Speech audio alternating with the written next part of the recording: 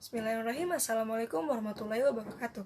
Perkenalkan, nama saya Rama Fajrianti dari kelas 1B Prodi Manajemen Universitas Tangerang Raya. Di sini saya akan menjelaskan tentang sumber nilai Islam, yaitu Al-Quran.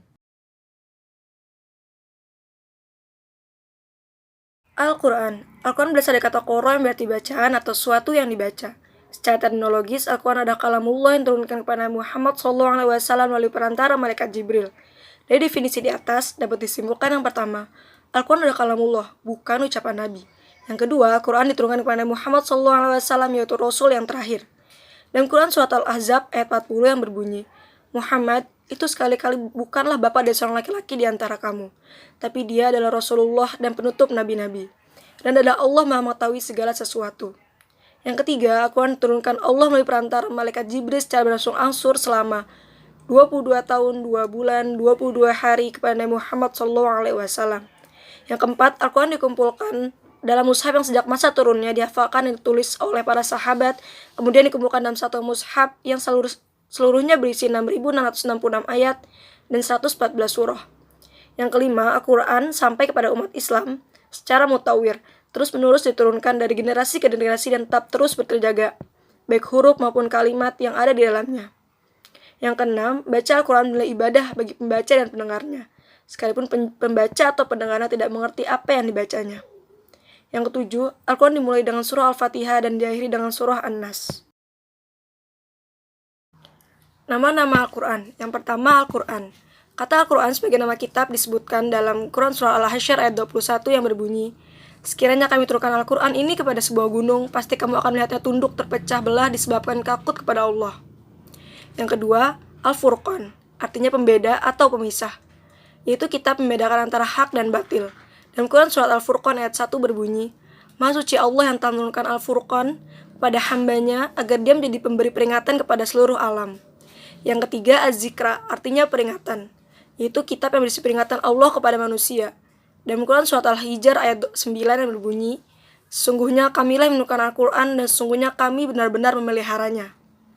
Yang keempat, Al-Kitab, artinya tulisan atau yang ditulis, yaitu kitab yang dituliskan dalam mushaf Al-Kahfi ayat 1 yang berbunyi, segala puji bagi Allah yang telah menurunkan kepada hambanya Alkitab dan dia tidak mengadakan kebengkokan di dalamnya. Fungsi dan peran Al-Quran. Yang pertama, Al-Quran sebagai petunjuk bagi manusia, yaitu petunjuk bagaimana mencapai kebahagiaan hidup yang hakiki di dunia dan akhirat, yaitu meletakkan seluruh aspek kehidupan dalam kerangka ibadah kepada Allah. Dalam Quran Surat Az-Zariyat ayat 56 berbunyi, dan aku tidak menciptakan jin dan manusia melainkan supaya mereka menyembahku. Yang kedua, Al-Quran memberikan penjelasan terhadap segala sesuatu, sehingga manusia memiliki pedoman dan arahan yang jelas dalam hidupnya. Dalam Quran Surah Al-An'am ayat 38 berbunyi, Tiadalah kami alpakan suatu pun di dalam Alkitab.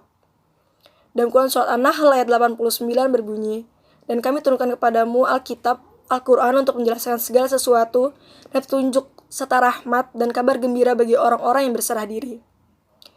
Yang ketiga, Al-Quran sebagai penawar jiwa yang haus. Al-Quran berfungsi sebagai penawar obat bagi manusia.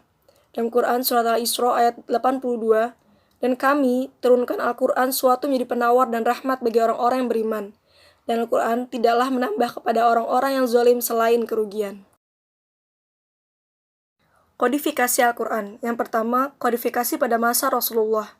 Kodifikasi Al-Quran pada dasarnya telah dilakukan pada saat Rasul masih hidup. Dengan cara yang pertama, setiap kali ayat Al-Quran turun, Nabi memberikan petunjuk kepada para sahabat dalam penyimpanan ayat dan surah dalam susunan ayat-ayat Al-Quran. Nabi mengumpulkan ayat-ayat yang telah ditulis oleh para penulis wahyu dan memerintahkan ahli untuk menghimpunnya.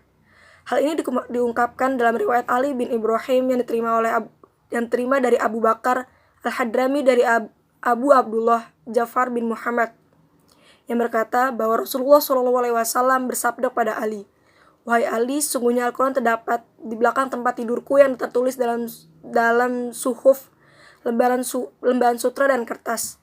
Ambillah dan kumpulkanlah, dan jangan sampai hilang, sebagaimana kaum Yahudi menghilangkan Taurat. Kemudian Ali pergi untuk mengumpulkannya pada kain kuning dan menutupinya. Yang kedua, kodifikasi pada masa para khalifah. Pada masa kekhalifahan Abu Bakar radhiyallahu anha, Umar bin Khattab menyarankan agar Al-Quran ditulis dan dikumpulkan dalam satu mushaf. Pada awalnya Abu Bakar menolak dengan alasan Rasul pun tidak melakukannya. Saat terjadi peperangan melawan orang-orang murtad yang banyak menewaskan para penghafal Al-Quran, Abu Bakar memerintahkan Ali bin Abu Thalib, Zaid bin Sabit, dan Umayyah bin Ka'ab serta Utsman bin Affan untuk menulis dan membukukannya. Setelah disusun, mushaf itu disimpan oleh Abu Bakar hingga wafat.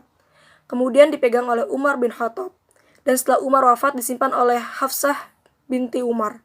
Khalifah Utsman menggandakan mushaf Quran menjadi 5 buah. Beliau mengirimkannya ke berbagai daerah sebagai rujukan dan dasar pemerintahan di daerah-daerah kedaulatan Islam. Kandungan Al-Quran. Al-Quran terdiri dari 114 surah, 6.666 ayat, 74.437 kalimat, dan 325.345 huruf. Kelengkapan kandungan Al-Quran diterangkan sendiri dalam Al-Quran. Dalam Quran surah Al-An'am ayat 38, dan tidaklah ada yang kami luputkan atau tinggalkan di dalam Al-Quran sesuatu pun. Secara umum, isi kandungan Al-Quran terdiri atas yang pertama, pokok-pokok keyakinan atau keimanan melahirkan teologi atau ilmu kalam. Yang kedua, pokok-pokok aturan atau hukum yang melahirkan ahli hukum, ilmu hukum, syariat, dan ilmu fikih. Yang ketiga, pokok-pokok pengabdian kepada Allah, pokok-pokok aturan tingkah laku atau akhlak, petunjuk tentang tanda-tanda alam yang menunjuknya adanya Tuhan, petunjuk tentang hubungan golongan kaya dan miskin, sejarah para nabi dan umat terdahulu, dan keistimewaan Al-Quran. Keistimewaan bahasanya. Al-Quran diturunkan dengan bahasa Arab yang fasih. Sejak masa turunnya sampai sekarang tidak ada yang dapat menandingi ketinggian dan keindahan bahasanya. Al-Quran berisi dari 77.439 kata, 323 15 huruf yang seimbang jumlah katanya, baik antara kata dengan padanannya, maupun kata dengan lawan katanya, dan dampaknya. Misalkan kata hayat, yang artinya hidup, berulang kali sebanyak 145 kali sama dengan berulangnya kata maut. Kata akhirat berulang sama jumlahnya dengan kata dunia, yaitu 115 kali. Kata malaikat berulang 88 kali sama dengan berulang kata setan. Kata yaum yang artinya hari diulang Al-Quran sebanyak 365 kali, itu sama dengan jumlah hari dalam setahun. Kata syahr yang artinya bulan diulang sebanyak 12 kali, sama dengan jumlah bulan dalam 1 tahun. Al-Quran menembus seluruh waktu, tempat, dan sasaran. Al-Quran berbicara tentang manusia secara keseluruhan, tanpa membedakan jenis kelamin, suku, dan bangsa. Dan Quran surat Quran surah Al-A'raf ayat 158, hai manusia, sungguhnya aku adalah utusan Allah kepadamu semua. Dari segi waktu, Al-Quran bicara tentang masa lampau, masa kini, dan masa datang. Contoh, Al-Quran menggambarkan kesombongan Fir'aun yang ditenggelamkan di Laut Merah, sedangkan jasadnya diselamatkan Allah untuk menjadi pelajaran bagi manusia. Quran surat Yunus ayat 92 berbunyi, maka pada hari ini kami selamatkan badanmu, supaya kamu dapat menjadi pelajaran bagi orang-orang yang datang sesudahmu, dan sesungguhnya kebanyakan manusia lengah dari tanda-tanda kekuasaan kami. Al-Quran merupakan naskah asli yang terjaga. Al-Quran adalah satu-satunya kitab suci yang terjaga keasliannya sejak masa diturunkannya sampai kini, bahkan hingga akhir zaman. Keaslian Al-Quran dibuktikan pula dengan terjadinya perubahan-perubahan atau kontroversi tentang ayat Al-Quran pada umat Islam di seluruh dunia. Al-Quran sumber informasi tentang Tuhan, Rasul, dan alam gaib.